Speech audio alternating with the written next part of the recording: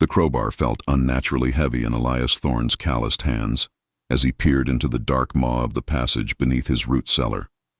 An early autumn wind swept across the Montana territory, but 30 feet below the earth, the air was stagnant, thick with unspoken history. He had been on this land alone for 3 years, ever since the battle at Shiloh had rendered his arm a near-useless appendage and shattered his belief in noble causes. The acres his grandfather Silas had left him were meant to be a refuge until this morning, when the cellar's floorboards crumbled and exposed the tunnel. The walls were carved by hand. The dust held fresh boot prints, and deeper within the gloom, something glinted with a light it should not possess. Elias struck a match, the small flame flickering across stone that had witnessed deeds no righteous man should ever know.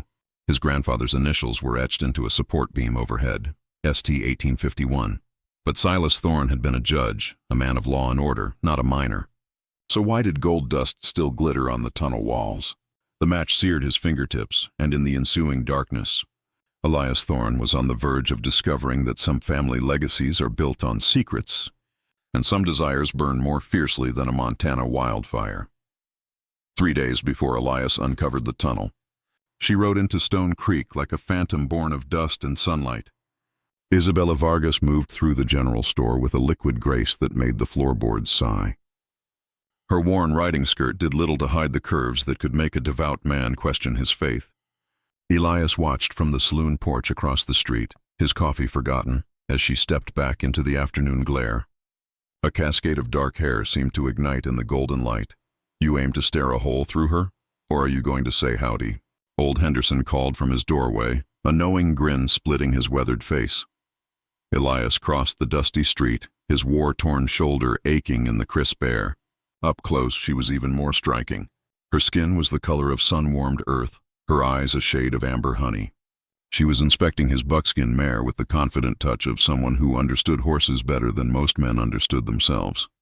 "She's favoring her right foreleg," Isabella said, her voice a melodic blend of Spanish warmth and frontier pragmatism. "Likely a stone bruise. I can take a look if you want. You a horse doctor, Miss Isabella Vargas?" She stood to her full height, and Elias caught the scent of sage and dust, a perfume of woman and wilderness. "And I know enough to help." Her eyes met his, and a forgotten mechanism inside Elias's chest clicked and turned over. "I'm just passing through, looking for work, and for some answers." She tended to his mare with hands that were both gentle and certain. When she bent to inspect the hoof, her cotton blouse stretched taut across her back, hinting at the strong lines of her body beneath.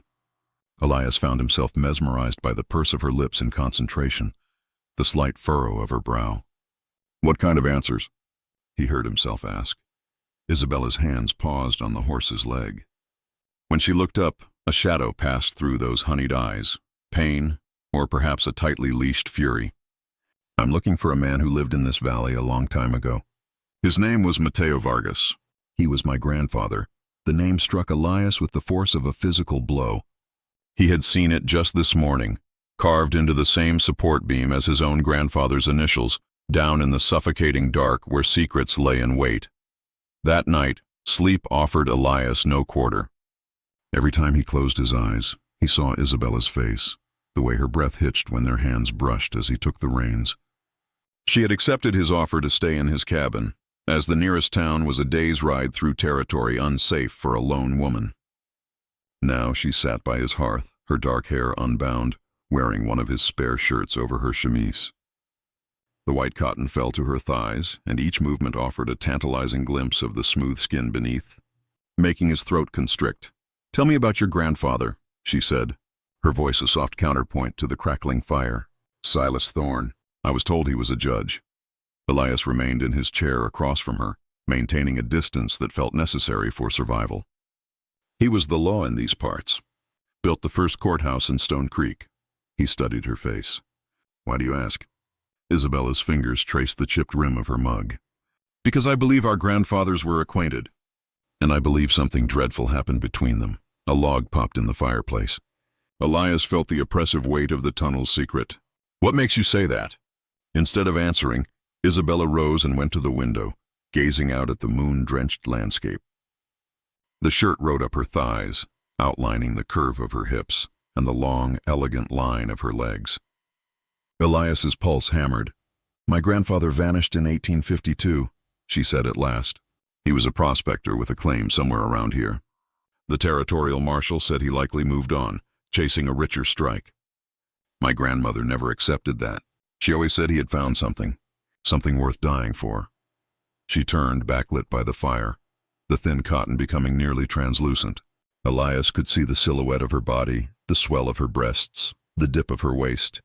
His hands gripped the arms of his chair.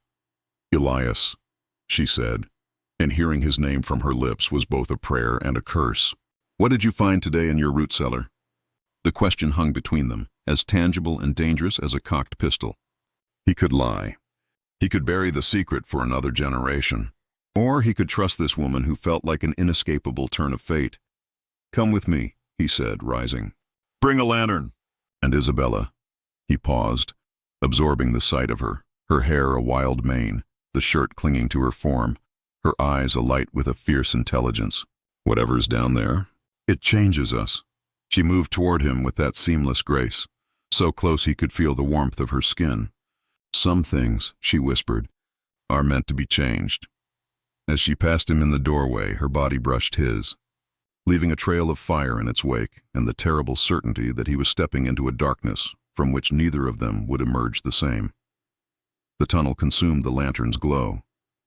Isabella followed Elias down the crude steps, her hand skimming the cool, chiseled walls. The air was thick with the scent of damp earth, of time itself, and a faint metallic tang that set her heart racing. "Sweet mother," she breathed as the light revealed the first chamber. It was a room carved from the rock, furnished with a cot, a table, and 2 chairs, all speaking of a lengthy, hidden occupancy. Elias watched Isabella explore the space, her body a silhouette dancing in the flickering light. The way she bent to touch an object, the elegant arch of her back, the way her hair fell across her cheek, every gesture was an unconscious art that stirred his blood. "Someone lived down here," she said, her voice a reverent whisper. "And not long ago," Elias gestured toward a passage leading further into the earth. "There's more." The second chamber was a workshop filled with crates and mining tools. Elias raised the lantern high, illuminating walls laced with glittering veins of raw gold. Isabella gasped, her hand flying to her throat. "Elias, this is it." "This is my grandfather's strike," but it was the third chamber that held the truth. The lantern light fell upon a wooden desk, its surface strewn with yellowed papers. Beside it sat an iron strongbox, its lid gaping open like a mouth telling its sins. Isabella glided to the desk, her fingers tracing over documents preserved by the dry, still air. Elias watched her, the intensity tightening her features, the way her teeth worried her lower lip as she read. "A partnership agreement," she murmured.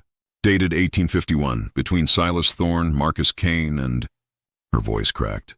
"Mateo Vargas." Elias moved to stand behind her, close enough to smell the sage in her hair, to feel the heat of her body through the shirt. Peering over her shoulder, he saw the rapid rise and fall of her chest. "Keep reading," he said, his voice hoarse. Her hand shook as she picked up the next paper, a torn page from a marshal's report. Dated September 1852. The scrawled heading made Elias's blood run cold. "Spanish miner vanishes. Foul play suspected." Isabella turned in his arms, and in an instant they were chest to chest, her face uplifted to his. Tears shimmered in her eyes, glittering like gold dust in the lantern light. "They killed him," she whispered. "Your grandfather and Marcus Kane. They murdered him for this mine." Elias's hands rose to frame her face, his thumbs stroking away tears that burned his skin. "Isabella?" "I know," she said, her voice gaining strength. "I know what this means. I know we shouldn't. That this is impossible." But her body was pressed to his, soft and warm and trembling with something far more than grief. Her hands balled in his shirt, pulling him nearer, even as her words tried to create distance. "I came here for the truth," she breathed against his neck. "But I never thought I would find you." Elias's control, already strained to its limit, finally broke. His mouth descended on hers, fierce and demanding, tasting the salt of her tears and the sweeter flavor of a desire that had been building to a breaking point. She met his kiss with a desperate hunger, her body arching into his as if seeking to lose herself entirely. Her fingers fumbled with the buttons of his shirt, working with an urgency born of a sudden, overwhelming need. "This is madness," she gasped against his lips. "Then we'll be mad together," he answered, his hand sliding down to her hips, pulling her tight against the undeniable proof of his want. The lantern flame danced as they sank to the blanket-covered floor, two souls choosing passion over the past, desire over duty, in a cavern where the sins of their grandfathers lingered like watchful spirits. They made love on blankets that smelled of earth and secrets, in a chamber built of stone and veined with gold that shone like 1,000 watching eyes.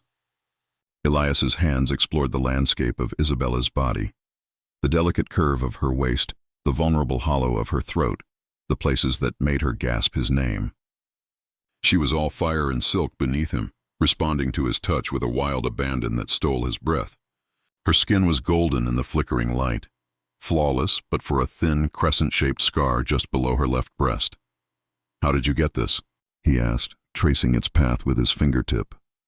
"A horse," she whispered, her back arching as the light touch sent a tremor through her.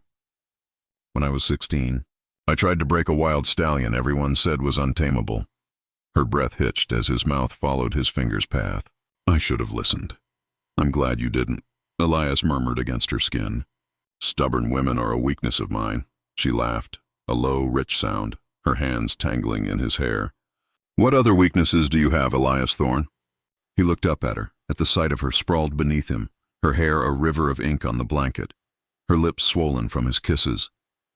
"Right now," he said, "only you." When they came together, it was with the fierce intensity of two people who knew this might be all they would ever have. A single moment of reprieve before the ghosts of the past returned. She moved with him like a current, like a melody, her soft cries echoing off the stone as pleasure crested between them like a storm. Afterward, they lay entwined, her head resting on his chest, his fingers idly combing through her hair. The lantern was burning low, bathing them in deep shadow and soft gold. "I haven't been honest with you," Isabella said at last, her voice a mere whisper. Elias's hand grew still. "About what?" She lifted her head, her face a mask of shadows and sharp angles in the dim light, beautiful and devastating. "I wasn't just passing through. I've been pursuing this story for 2 years, ever since my grandmother died and left me my grandfather's journal." A chill that had nothing to do with the cavern air snaked up Elias's spine. "What journal?" Isabella sat up, seemingly unaware of her nakedness. She reached for her saddlebags and pulled out a worn, leather-bound book. "He wrote about the partnership," she said, opening it on the blanket. "And about his growing fear of your grandfather." He said Silas spoke of the gold not as a treasure, but as a temptation that had to be controlled, purified. "There's more," she continued, her voice unwavering even as fresh tears traced paths down her cheeks. "A map of this tunnel system and this." She handed him a faded tintype. 3 men stood before the cabin that was now his. Elias recognized his grandfather's severe face at once. The other 2 were strangers, but their names were written on the back in Silas's precise hand. Marcus Kane, Mateo Vargas. Partnership ended August 1852. "The last entry is dated September 15, 1852, Isabella said. 3 days before the marshal's report says my grandfather went missing." Elias stared at the photograph, at his grandfather's accusing gaze. "Isabella, I never knew." "I know." She touched his face, her thumb caressing his cheekbone. "That's what makes this impossible." "What do you mean?" Her smile was a heartbreaking thing. "I came here for justice, to make the families who murdered my grandfather answer for their crimes." She gestured at the tunnel. "I knew about this place. I've been watching you for weeks, waiting for you to find it." The betrayal struck Elias like a physical blow. "You used me." "At first, yes," she admitted. "But Elias, what happened between us? That was real." She reached for him, but he flinched away, grabbing for his clothes. "Real?" The word tasted like ash. "You seduced me to get onto my land, to get into this tunnel." "I seduced you because I couldn't stop myself," she said fiercely, rising to her knees. "Because from the moment I saw you, I wanted you. Because I am falling in love with you, despite every reason I shouldn't." Elias was still buttoning his shirt when the scrape of boots echoed from the passage. Heavy footsteps moving with intent. He snatched the rifle he'd brought down, motioning for Isabella to get back. A little late for that, a voice called out of the darkness. "I can hear you two whispering like rats in a wall." Jacob Kane stepped into the lantern light, and a cold dread seized Elias. He'd known Jacob his entire life. They had been boys together in Stone Creek, but the man before him now was a stranger, with the flat, cold eyes of a predator. The Winchester in his hands was aimed at Isabella's heart. "Well now," Jacob said, his eyes raking over Isabella's partially clothed form with a leering appreciation. "Looks like the little Vargas girl finally found what she was looking for." Elias moved between them, bringing his own rifle up. "Watch your mouth, Kane, or what?" Jacob laughed, a harsh, grating sound. "You'll defend your grandfather's murderer?" "What are you talking about?" "Ask her," Jacob said, nodding at Isabella. "Ask her about the gold she's been hauling out of this mine for the last 3 months. Ask about the crew she hired to gut our family's legacy while playing the part of a lost little girl." Elias's heart hammered against his ribs. "Is it true?" Isabella had finished dressing. She stood tall, her chin lifted in defiance. "Every ounce of gold that came out of this ground was bought with my grandfather's blood. I took what was mine. Your grandfather was a cheat and a liar," Jacob spat. "My father and Silas Thorne caught him trying to salt the mine, mixing in worthless pyrite to make the claim look 10 times richer than it was. He was planning to sell his share to investors from back east and ruin us." "That's a lie," Isabella said. "Is it?" Jacob pulled a folded document from his coat. "This is a confession, signed by Mateo Vargas, admitting to fraud and conspiracy. He signed it right before he skipped town." Elias took the paper. The signature was shaky, but it matched the one on the partnership agreement. It detailed a scheme to inflate the mine's value and swindle both his partners and outside investors. "They forced him to sign it," Isabella said quietly. "They made him write whatever they wanted before they killed him." "He died of cholera 2 years later in California," Jacob retorted. "We have the death certificate to prove it." "A forgery." Isabella's voice was steady, but Elias could see the tremor in her hands. "Just like the fortune your family built." Elias stared at the confession, then at the woman he'd just made love with, the woman he was falling for against all logic. "Isabella, the truth, all of it." She met his gaze, and he saw the fight go out of her. "The truth, Elias, is that I don't know anymore. I have lived with one story for so long, I can't be sure what's real and what's just what I needed to believe." "I'll tell you what's real," Jacob said, cocking his rifle. "You're both trespassing, and in this territory, trespassers have a habit of disappearing." The threat hung in the cavern's heavy air. Elias felt the old familiar tightening in his chest, the feeling he remembered from the fields of Shiloh, the cold certainty that violence was coming. He knew he had to choose, but this time the choice was already made. Whatever the truth of their grandfathers, whatever tangled lies bound them together, he knew one thing: he would not let Jacob Kane harm Isabella. "There's one more chamber," Isabella said suddenly, her voice cutting through the tension. "Deeper in. That's where the real truth is." Jacob's eyes narrowed. "What are you talking about?" "You want to know what happened to Mateo Vargas? What your father and Silas Thorne were really doing down here?" She pointed toward a section of wall hidden behind a stack of old crates.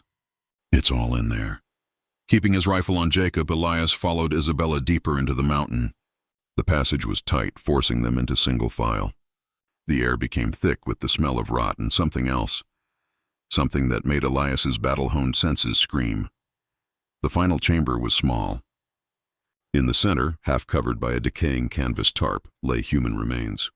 This was no peaceful death. A neat round hole pierced the skull, and the skeleton's hands were bound behind its back with wire. "God Almighty," Jacob breathed, his rifle lowering. "Mateo Vargas," Isabella said softly. "My grandfather." "Executed and left in an unmarked grave." She knelt by the bones, her voice breaking. "They didn't just kill him for the gold, Jacob. They killed him because he was going to expose them." "Expose what?" Elias asked. Isabella stood holding a metal box she had retrieved from under the canvas. Inside were not just papers, but steel plates, bearing the intricate engravings of United States currency. Official treasury seals lay scattered amongst them. "This was never just a gold mine," she whispered, her eyes finding Elias's in the lantern light. "It was a counterfeit operation, and my grandfather was the only one who wanted out."